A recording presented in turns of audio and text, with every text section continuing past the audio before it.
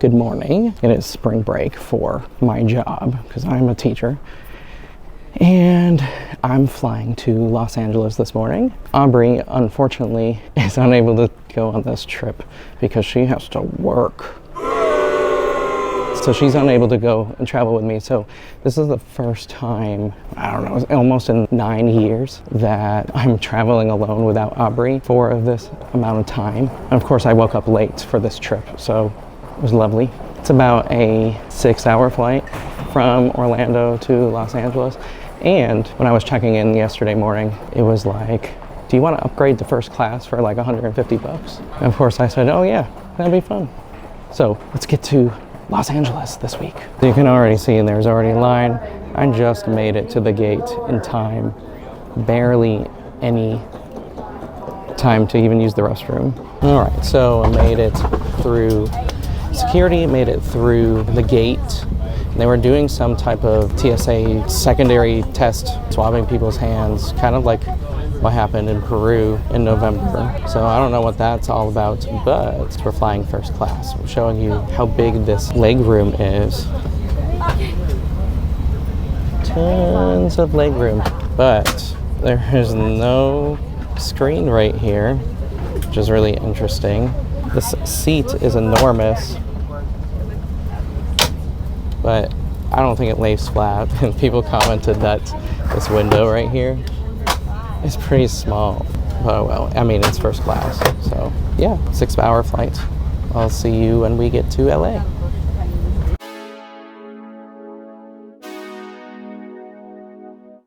Now, one of the reasons why I chose first class is for a meal.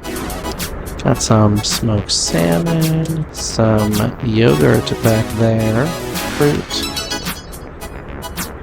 real silverware, and real glassware, which is really nice in a first class.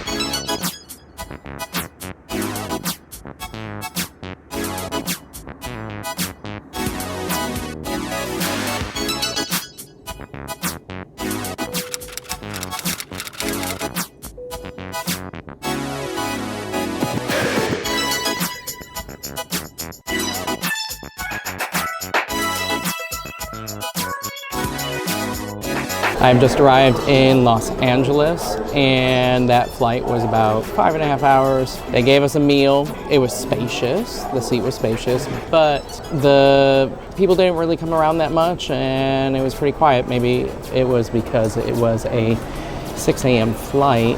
Yeah, it wasn't anything to like brag about, which it's American Airlines, so it felt more like a business class than a first class. But, you know, it's what it is. I'm excited to be here. Yeah, let's see what we can do here in 24 hours.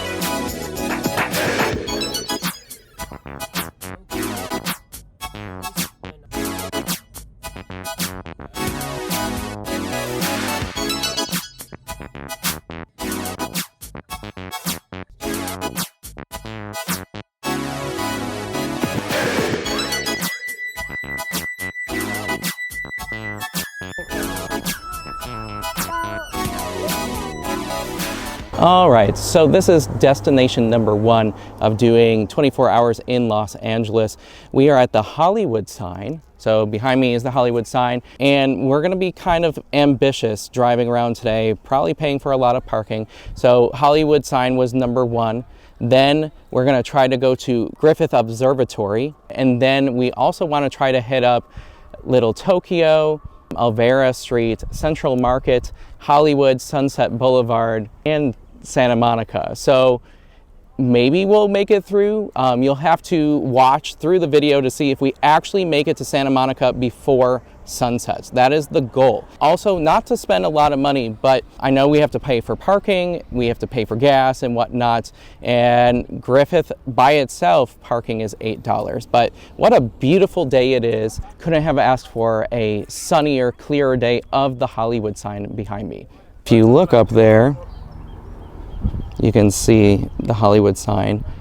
And it actually used to say Hollywood Land, then they took the land away.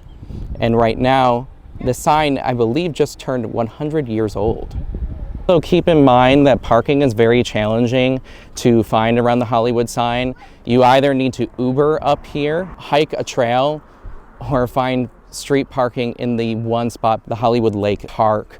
But parking is really challenging, so if you're gonna drive here, that's the best bet.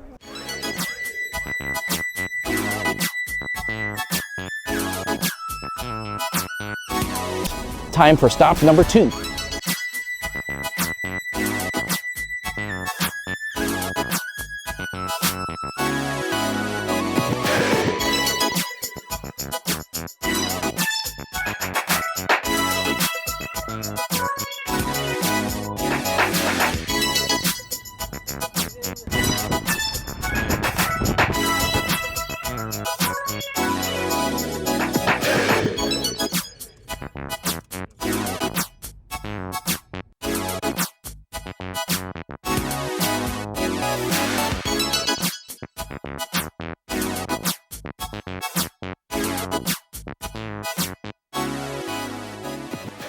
I'm at stop number 2 of this 24-hour challenge of Los Angeles. This is the Griffith Observatory, and there's been so many famous things that have been filmed here, as well as famous things in the science industry. There's big giant telescopes on either side of the building.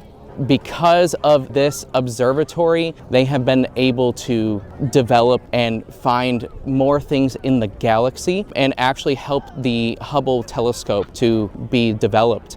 And at night, you can actually see for free different planets like Jupiter and Mars. They have them set up so that everybody can go to observe them from a telescope.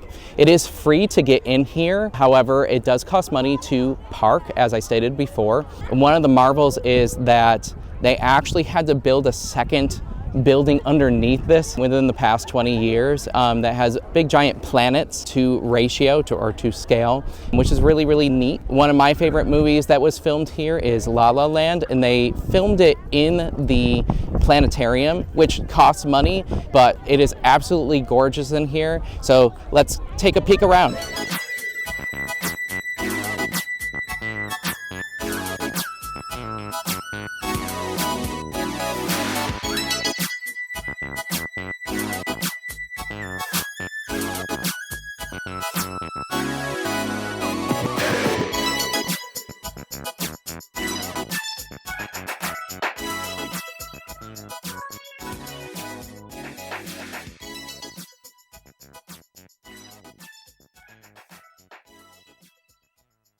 So it is just opened here at the Griffith Observatory, and this is the atrium in here. Look at the artwork, very Art Deco, tons of gold everywhere.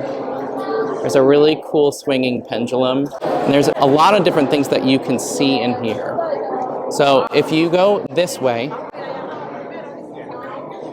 there's actually live footage of the sun. If you look over here, this is live footage of the sun from one of the telescopes. And I don't know if you're able to actually see it on the footage, but you can see a couple of black spots on the sun as well. Ton of interactive things in here to see. This side all has to do with the sun. Check outside to see what the view is like. Look at that view. Such a beautiful day. Actually see the Hollywood sign in the distance.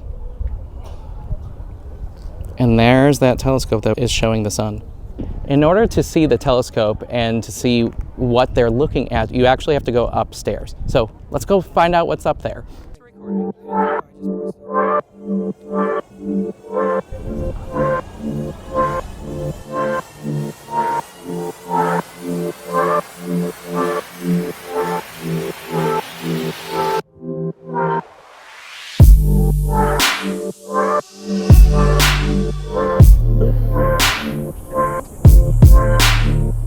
So here's a sign that talks about this telescope looking straight at the sun.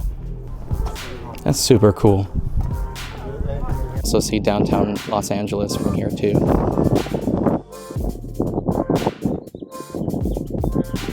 On the other side of the balcony or the rooftop is the actual telescope that you can stand in line and look in for free. I wonder what they're looking at today.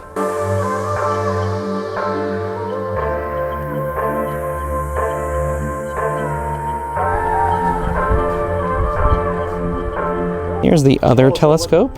There's no line. Sweet. They have footage showing what it's looking at, but maybe because it's in the daytime, they don't. But look how big this telescope is.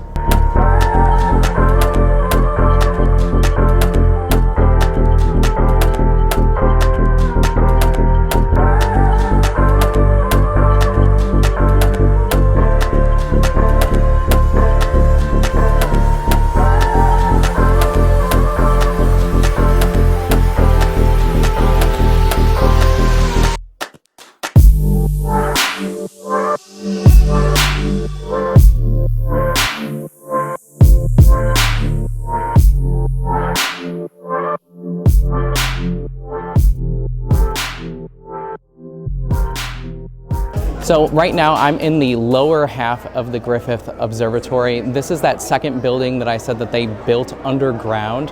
And behind me, they have what they call the big picture. And so the big picture is a space picture that spans the entire wall that is basically the size of my index finger, about 1 foot away from my eyeball. So seeing all the stars, the galaxies, planets that are out there, this thing is massive. And behind me, you'll see that there are big, giant planet to ratio going through the entire solar system. Sun is over there, and as you go through, you can see all the big, giant planets. There's Saturn, Neptune, Uranus. And at the very, very end, like the size of a golf ball, is poor Pluto. That is why they call it a dwarf planet now, but it's that little speck where that woman is looking. They even have some meteorites on display, and you can actually touch some of these, so it's almost like you're touching space. Look at this thing. It said that it was 269 pounds. I wonder how bad it destroyed things when it hit the earth. But yeah, you can actually touch things, and it's super smooth. What's really cool about Griffith is that it's free, and there's so many interactive things to do and see that you could spend hours here. The only thing that you really have to pay for is parking, but I think that it's really worth it. Now, it's time to go to stop number 3.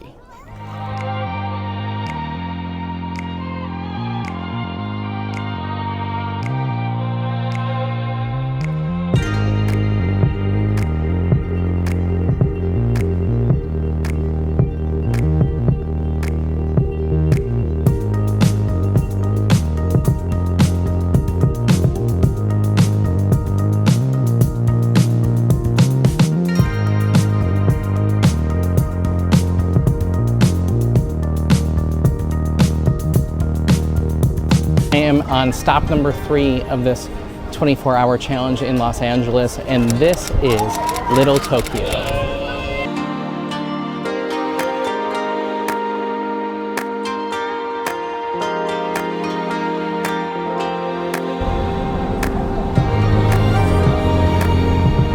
I'm absolutely starving at this point. Since we are in Little Tokyo, I think the best thing to do is eat some ramen. So we have made it to Daikokuya, which is a ramen restaurant that we've eaten in before, and I'm really excited to eat authentic Japanese ramen again. Come with us. Here we go.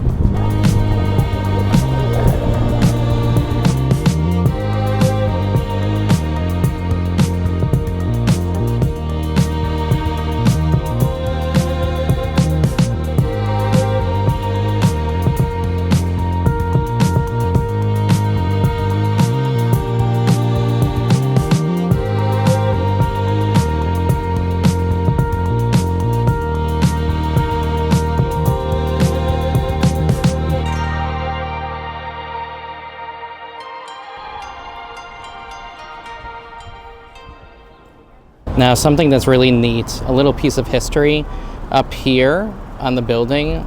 This mural just was unveiled yesterday, and it depicts a Japanese American or a Japanese player on the LA Dodgers baseball team. And you can see in the background Mount Fuji. That's really neat that this was finished yesterday, or this was revealed yesterday.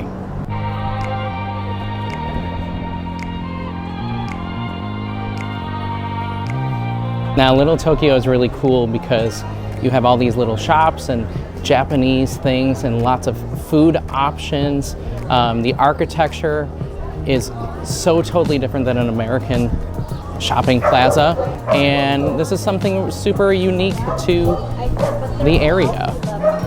I believe that it was said that they created the shopping plaza in the 1970s. As you can see, Hello Kitty is a big deal here.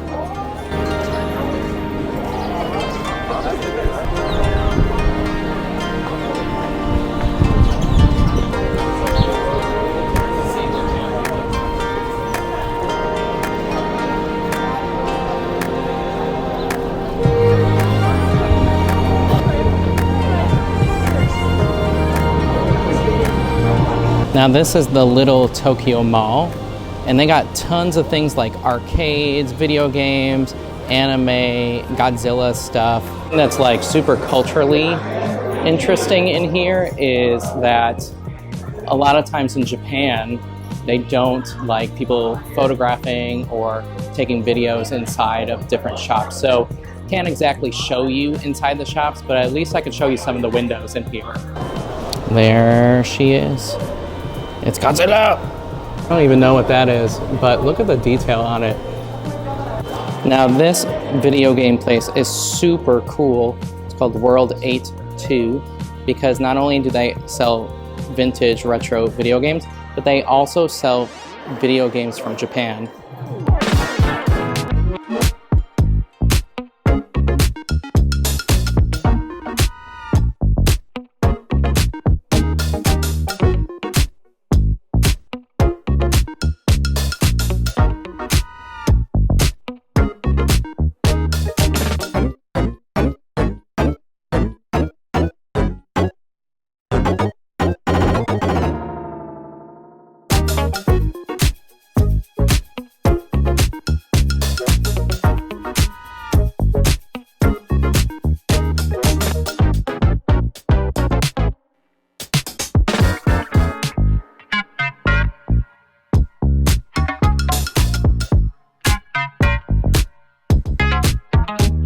Super neat right here. It's the original red and blue Pokemon game in Japanese. It's only 30 bucks. All right, on to stop number 4. I think we got this.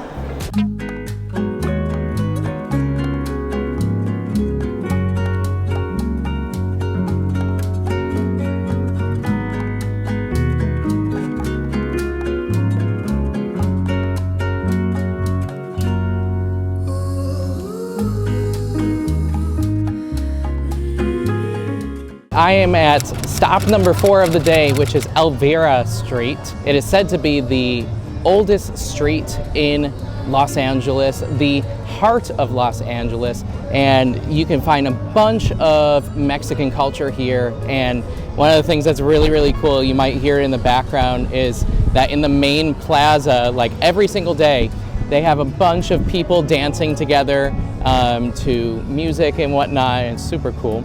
A few years ago, they actually filmed the finale of one of the Amazing Races here, and they had to learn to dance in that square, which is kind of hilarious. So let's look around and see what it's like to walk in a street that's kind of like Mexico.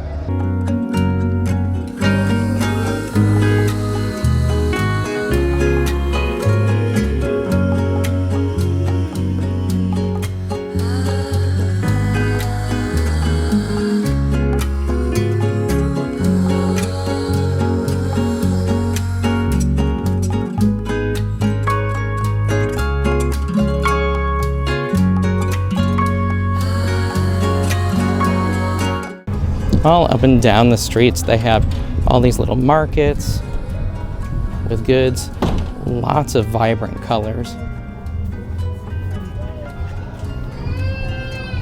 As you can see, some of the shops have already closed. It's about 4 p.m. Continuing down the street, you can buy a poncho for $15. Look at these dresses. Those are just cool. Those are cool. So yeah, there's a bunch of like knickknacks that you can purchase, whether it's like clothing or wrestling masks, or even some tacos or some churros. You can buy some churros on the street over here. There's a ton of different things, and I just love the architecture over here.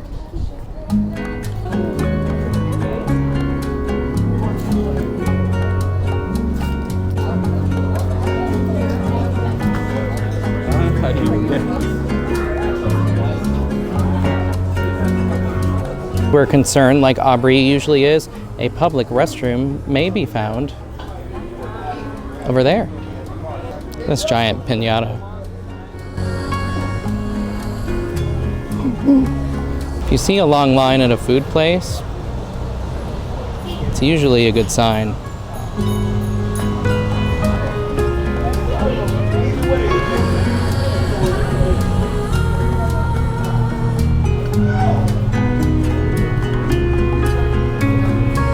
Old style mannequins always scare me.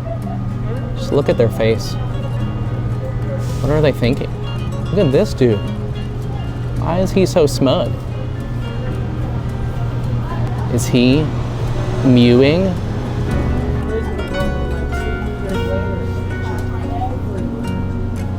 These types of dolls are big in Latin American countries. Peru had their own version of this. These marionettes remind me of Italy. Kind of scary though. Look at that one. Especially the clown. Ooh.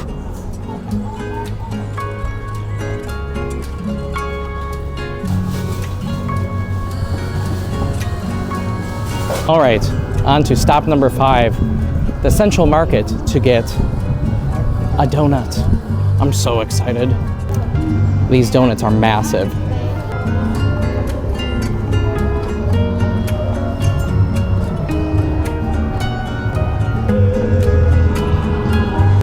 Does my hair look good with all of this bougainvillea behind me?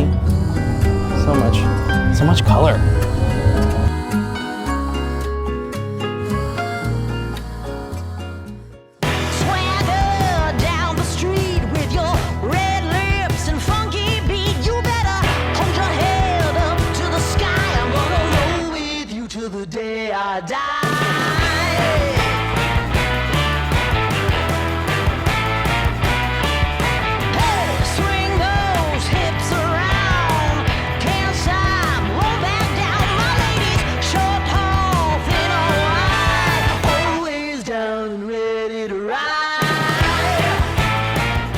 We are briefly here, or I'm briefly here, at the Grand Central Market for one thing and one thing only. It is the Donut Man and his massive strawberry donuts. These are world famous. It first opened on Route 66, and the donuts are almost like 10 bucks, but they're totally worth it.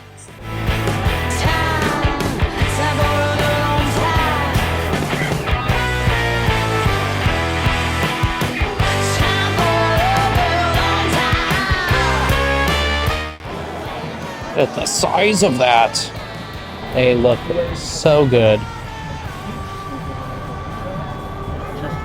All right, so let's take a look inside this box. Oh no, some of the strawberries have fallen. But look at that beautiful thing. Looks so yummy. Like I said, is massive, and it's extremely messy. So I'm going to attempt, because oh no, all the strawberries keep falling out of it. Look at this. Look at the size of this. It's so big. It's so fresh though.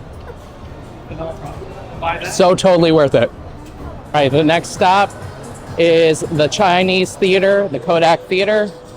And we're gonna try to drive down Sunset Boulevard to get to Santa Monica before sunset. I hope we can do it.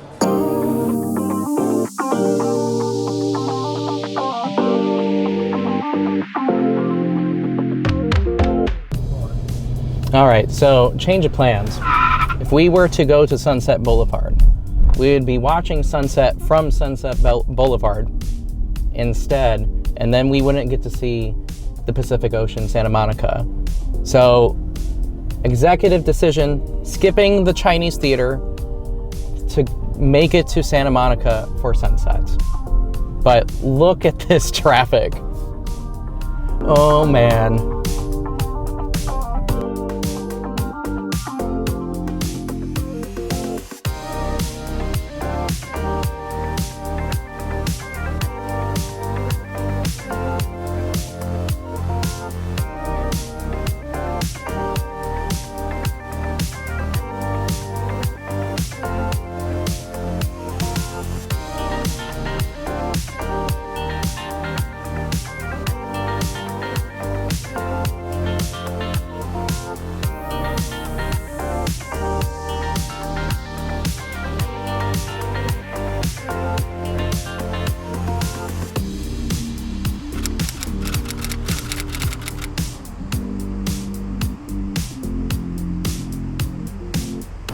Look at that sunset behind me. Now in Florida, we get those cotton candy sunsets, but this is what they call golden hour. Gotta cue that Harry Styles music. So we have made it to Santa Monica for this 24-hour challenge in Los Angeles, going from the Hollywood sign to the Pacific Ocean. Now, we had to sacrifice something, which was the Chinese Theater, Sunset Boulevard, but to be honest, you're probably not missing much, and you just go in the entrance and you say, well, that's it. So I figured that it was best to see sunsets. Thank you so much for joining me today on this journey across Los Angeles. I had a blast. I hope that you did too. I'm going to go to the Santa Monica Pier. Maybe I'll ride something. I've always wanted to do that. But if you liked what you saw, click that subscribe button, click that bell notification, and I hope to see you on the next one.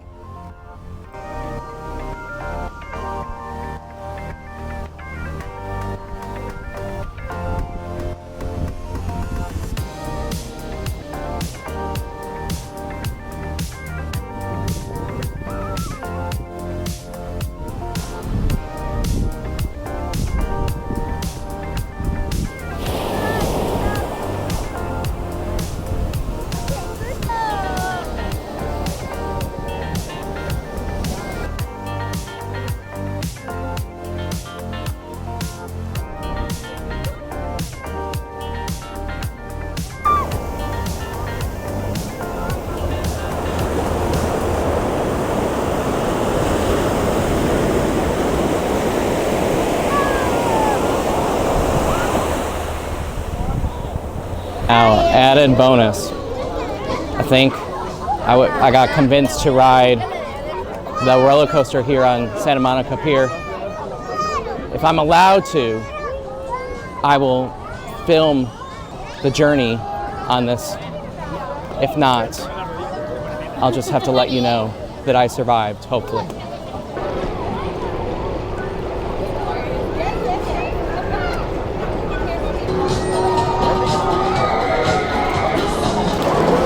There it goes.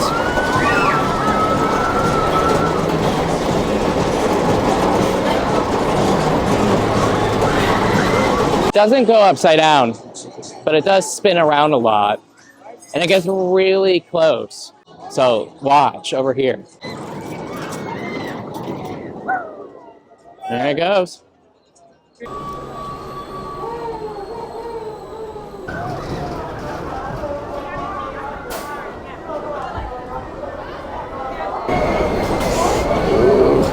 Because I'm nervous. I don't think I can film on this. Oh well.